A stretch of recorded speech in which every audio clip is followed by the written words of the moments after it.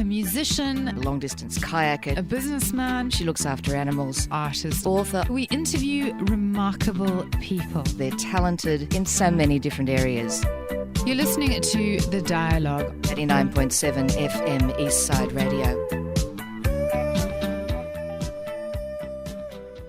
You're listening to 89.7 FM Eastside Radio. This is Natasha and The Dialogue Show, where we interview remarkable people. And today I have a complete and utter exciting treat. I am interviewing Jean Kittson, author, comedian and actress. Now, I've stalked her. Every now and again I stalk my guests.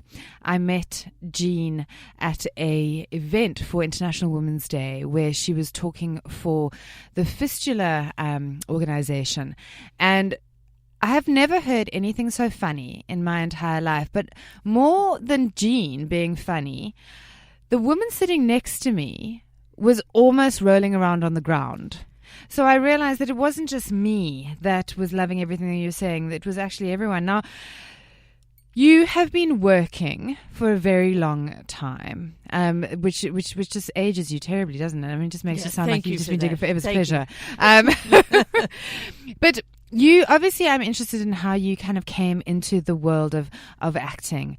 What type of home did you grow up in? Did you have a lot of support? Was there lots of action going on? Did you do plays? What was going on there? Well, there was lots of action because I suppose we didn't have internet or mobile phones, and so we're outside playing all the time. But the arts weren't part of my family, weren't part of my upbringing at all. And in fact, I think I'm one of the first people to actually be in the arts professionally in my family, on both sides of my family, for generations.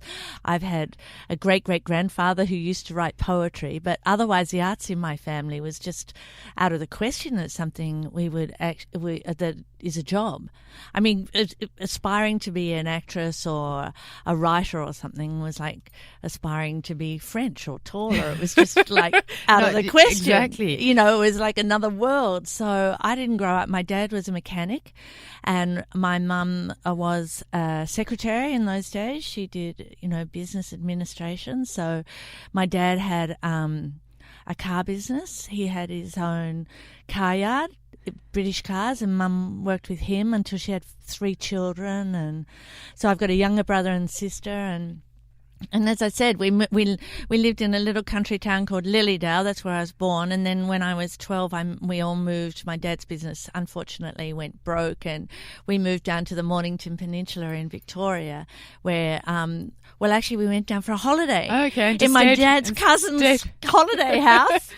And you know how people say, oh, we love this holiday, I wish we could stay forever, and then we did. You just stayed forever? Yeah, we never went home again. I never said goodbye to my friends or the house. It's quite traumatic, actually, in a strange sort of way. I mean, you go on holiday and you just never sort of go back. It's quite bizarre. So were you dramatic as a child? I mean, did you do plays? Oh yeah, well, Mum always said that I used to sing for my grandma when she came to visit, and I was always, putting on a performance. So I used to do that, apparently. But I was very shy. I mean, when I was about 8 or 9, I was doing ballet, of course. I went to ballet with my friends, and then it came the concert, and all I was an icicle up the back, and I had to lift my hand up and down. That's all I had to do. But the morning of the concert, I freaked out so entirely that I hid under the kitchen table, and I just hung onto the leg of the table, and I refused to go. So I let down, the class, icicles. Everybody. I let down the icicles. I know. The stalagmites and the stalactites. So obviously from there, where was the moment for you? Where was the highlight moment where you went, this is what I want to do? Well, it's sort of never like that. Well, I think, people say they have an epiphany and they know that that's going to happen, but it didn't. My life's never been like that. It's always been incremental, just little decisions you make here and there, and you end up going down a certain path. I mean, I did all sorts of jobs before I went into the arts. I sold illuminated signs door to door, antique jewelry. I was a cleaner. I worked in a shoe shop, in a chemist shop, in milk bars. I worked as a waitress. I worked in PR. I did university for about 6 months and then dropped out, and then I went back and did a teaching degree, a Bachelor of Education, and then I taught for a year and I was hopeless. But during that degree, I was doing drama and media and dance. And I suppose what happened to me, I went into uni because Mum really wanted us to have an education. She and Dad didn't have an education. And for her, education meant freedom, especially for women. I think that was how we were all raised. I mean, it was, get an education and you can be free. I think also the idea was all these mothers in terrible marriages felt that if their daughters actually got educated, there was a chance that if they had a terrible one, they could get out of it. Yes, well, possibly. Mum and Dad seemed to be okay together. They That's probably worked out their relationship. my experience, obviously. Yes, do tell. Yes, obviously, I would go back and relook at that. So, so the incremental little bits and pieces with the drama and all the rest of it. What was the first job you got? Well, when I was a drama teacher. And I chose to teach for the Schools Commission. I took the arts to disadvantaged areas. They had a special program. So I moved to the Mallee, which is northwest Victoria. And I was a drama teacher there and introducing all the country kids, giving them an opportunity to have a taste of the arts. So I did drama. And as I said, I wasn't very good. And in fact, I lost a whole class in the little desert. But we won't talk about that. I think they've come back.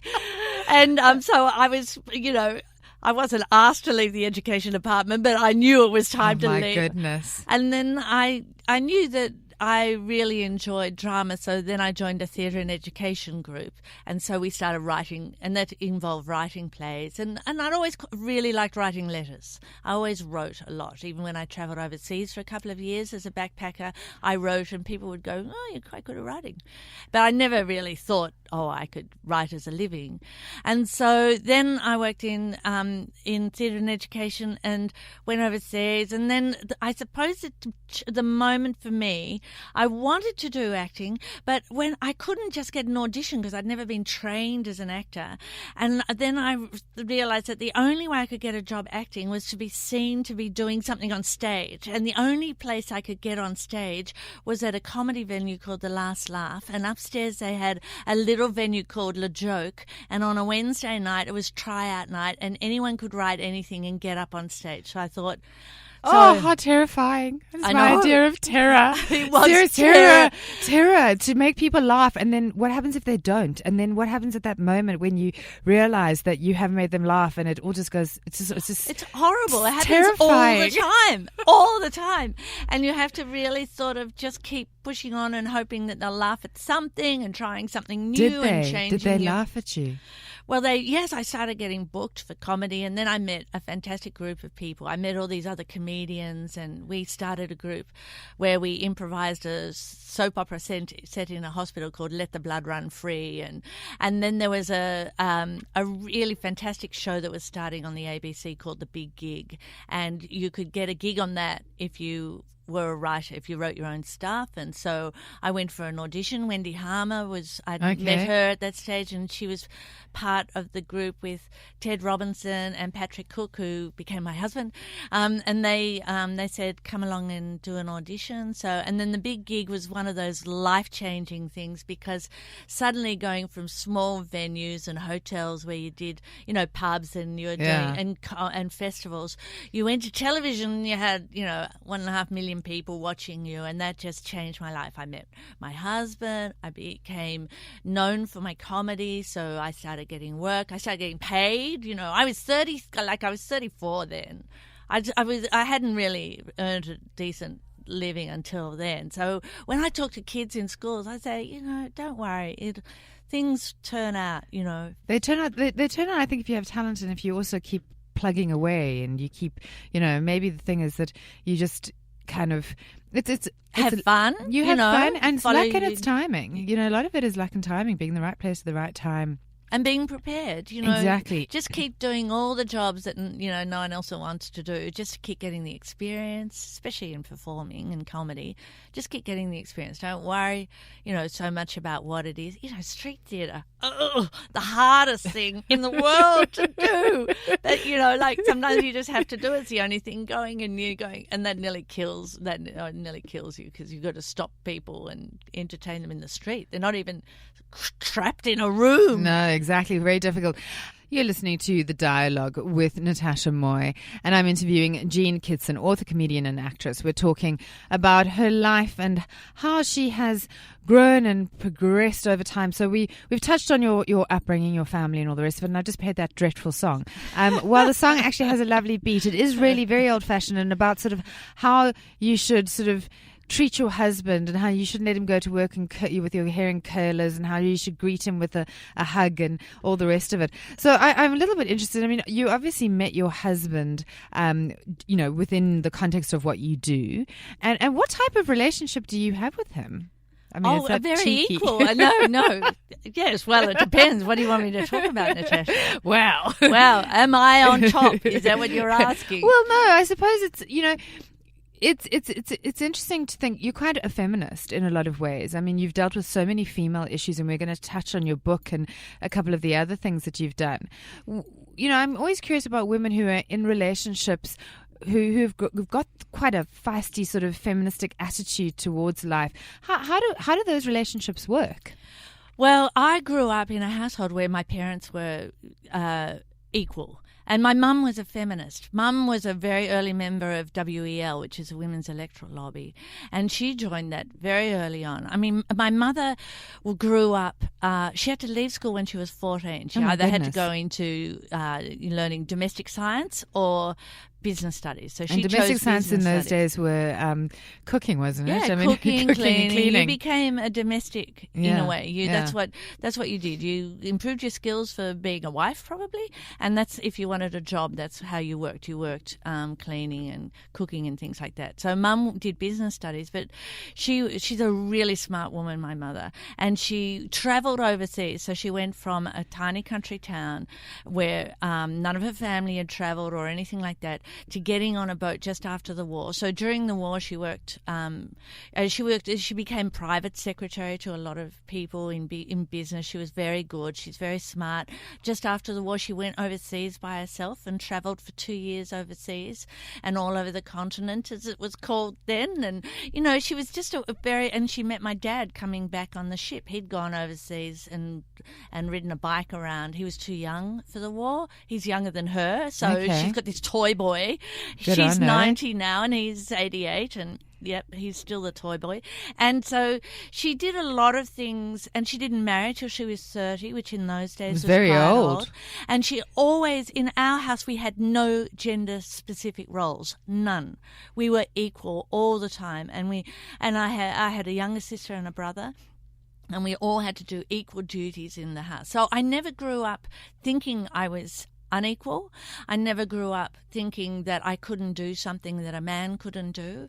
I was always brought up to believe that I never marry a man for money, have your own money, because Mum used to always say, education and money gives a woman freedom. So she said, you never want to put your hand out to a man for money, because I always remember telling us when she had to stay home when she had 3 young kids under the age of 5, and what the feeling for her was being a professional woman and working in a sophisticated environment a lot of the time and being incredibly free, to then being a mother, not knowing how to mother. She had no idea how to mother. Okay. She was just unbelievable. If we cried, she cried more to really? make us stop. And she couldn't bear the sight of poo or blood or wee or vomit. She used to run away and ring Dad, and Dad had come home and, patch us up when we came off the bikes, or hold the bucket when we were vomiting, or, if Mum saw poo, changing the nappies, Mum would be going, So because I learned that men could nurture and look after children equally, as well as women. So that was the other thing I grew up with. I never expected men not to be able to do the things. So all these things that I was learning. And Mum, that's what I was going to say, is that I always remember Mum saying when she was stuck at home, the humiliation of having to put a hand out to my dad and ask for money for stockings. And although he's a gorgeous man and would never have made her feel bad, she just felt bad about that because she liked having her own independence. So that's how we were grown up. That's how we grew up. And that came into my marriage too, because when my husband and I met, he was 40 and I was 34. So we were used to, we were grown-ups. And we didn't fall, we've always shared everything. We've shared the children, and we've shared the washing up, we've shared it. My husband does the washing too. Like we share everything is equal, and where one can't do it. And I just think in a marriage it's really important to be able for not to feel resentment because you're doing all this which you hate doing and he's not doing absolutely that. I think that's really important. Because we're sort of going to segue a little bit into the book that you've recently written, The Hut to Me, The Joys of Menopause, and I only raise that because obviously that's something that you and your husband have obviously experienced together, and he wrote that beautiful card for you with a koala and fanning yourself and all the rest of it. Now I'm interested. We've got this rich career of diversity behind you, all the different mediums, and we'll come back and ask a little bit about that. And then, obviously the writing side of it, and you've penned this book about menopause, which, let's be honest, no one talks about. It's just one of those things that just everybody hates, and it happens to you, and then you feel terrible because you think that it's the end of your female life. You now become a dried up stick. That's so right. What made you decide that this was something that you wanted to write about? Where was the impetus for this? Well, I think it goes back to my first job was in a chemist when I was 14, and in those days women had to come to the counter, and if they wanted sanitary products they had to whisper the words "Modess, please." And Modess were these sanitary napkins the size of surfboards, and they were already wrapped in brown paper, and they were kept under the counter with the condoms. And women came up, they whispered the words, and then me working in the chemist had to shove them into a bag and take their money and get rid of, and hide them so that no one would know that this was probably a woman and she was possibly menstruating, because it was shameful. And so I remember growing up with all the shame around menstruating, and all the embarrassment, and all the you'd never talked about it with your boyfriends and things. So, and times have changed now. I have 2 daughters and they're really open about it, and there's tampons lying all around the house and sanitary napkins, and the school encourages, no one's ashamed of it. And all the ads on TV, you've got boys sticking sanitary napkins. I know, that's best. Yeah.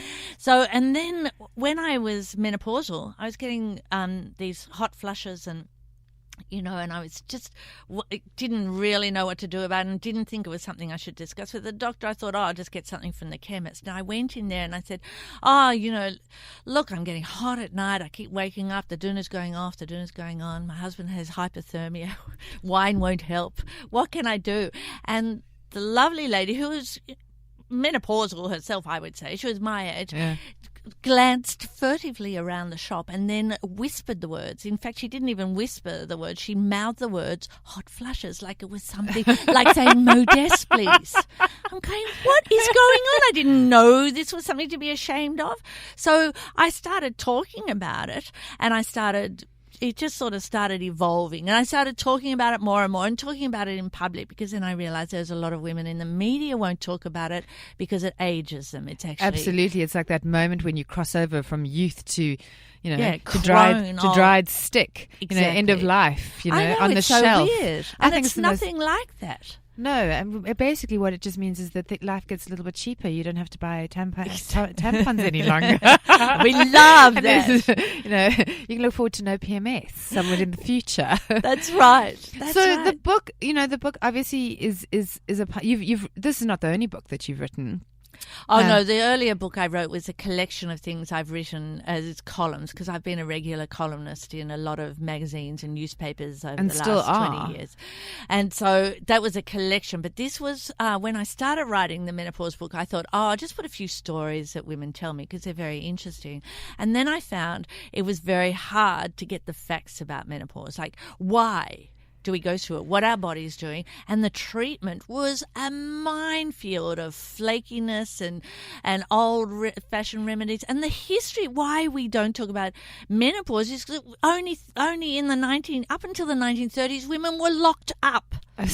They were diagnosed with climacteric insanity. If a woman got a little bit, willful, if she expressed her opinions, if she got a bit feisty, she could be diagnosed with climacteric insanity, and she could be institutionalized, where she was given cold baths, had her head shaved. If she was flooding, she had radioactive rods inserted into her vagina. She was dosed up with opium. She was given electric shock treatment. If a man got a bit feisty and willful, he was elected to Parliament.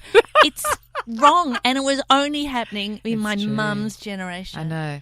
So that's why my mother actually talked about everything but not menopause, because her mother wouldn't have. And I mean, at the turn of the century, the average age of an Australian woman was 57. So now it's 84. We've got 40% of our lives in menopause. We've got to talk about it. We've got to know exactly what's going on. I agree with you. Treat it too. If because so many women leave. You shouldn't have started me on menopause, Natasha. No, but the reason why I love the idea of menopause and the fact that you're talking about it is because people don't talk about it, and they don't really know what to do about it. No. They don't. And there's so much myth around HRT and a whole lot of other things that they need to do, and where it leaves them as women. And does that mean that it's the beginning of the end? Yeah.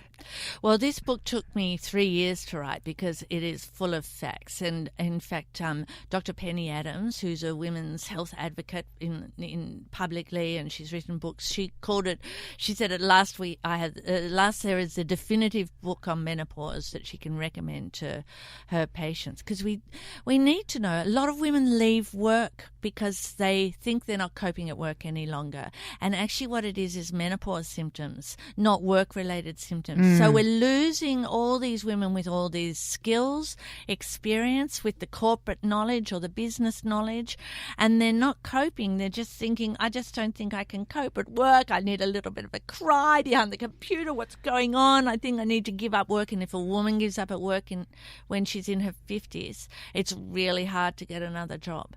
And but it's also not good for us mentally, and it's not good for our future. I mean, I believe people need to work for as long as possible. I think they need to raise the retirement age to as old as possible. I think that I really do. I believe that women and men should work for as long as they possibly can. I think retirement is the most useless part of a human being's life. The trouble is, sometimes you're retired whether you like it or not. People put you out to pasture. They do put you out to pasture because there's a an whole age thing against age. Exactly. We absolutely idolize. We have gone through this period of idolizing youth, and that is the supreme thing to be young, and yet we're so full of stupid when we're young, and we have such bad sex when we're young, and we do. There's so many things when we're young that just are not good. You're listening to The Dialogue. This is Natasha Moy. I'm interviewing Jean Kittson, author, comedian, and actress.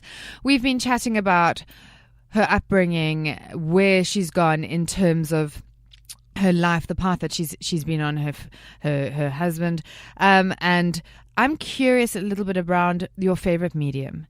You've done so much. What is the medium that you work in that you have totally and utterly loved? Where is your affinity?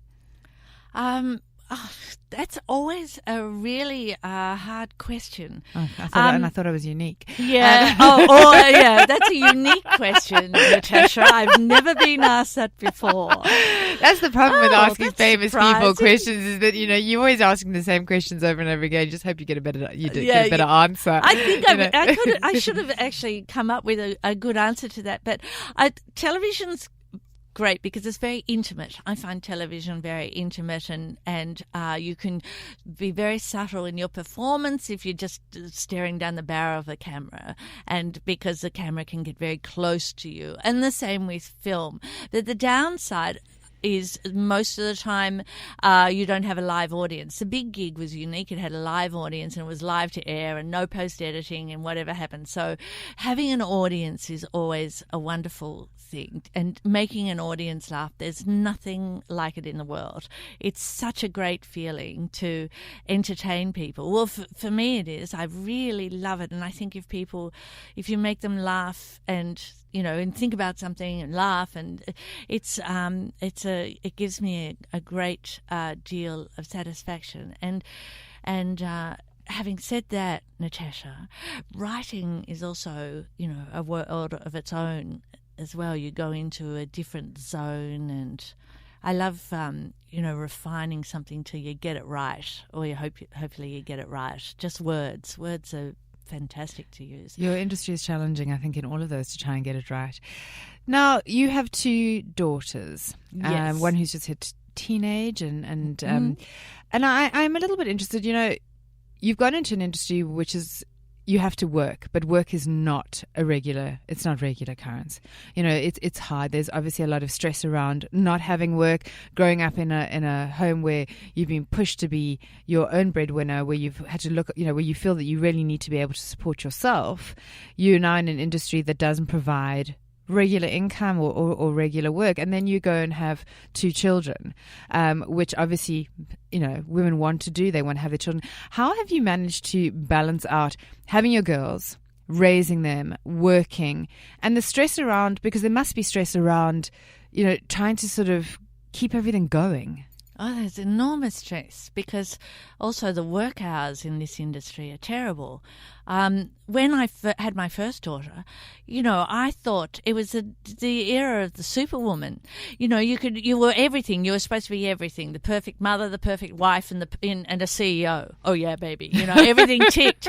And then I had my first child, and I just nearly went crazy trying to keep up with the radio and the television I was doing and the writing I was doing, and had this baby. I thought the baby was going to fit around. I thought the baby would just fit around what was happening in my life. That's what I was told. No, it doesn't work like that. It doesn't work like that. So everything I thought about motherhood had to change.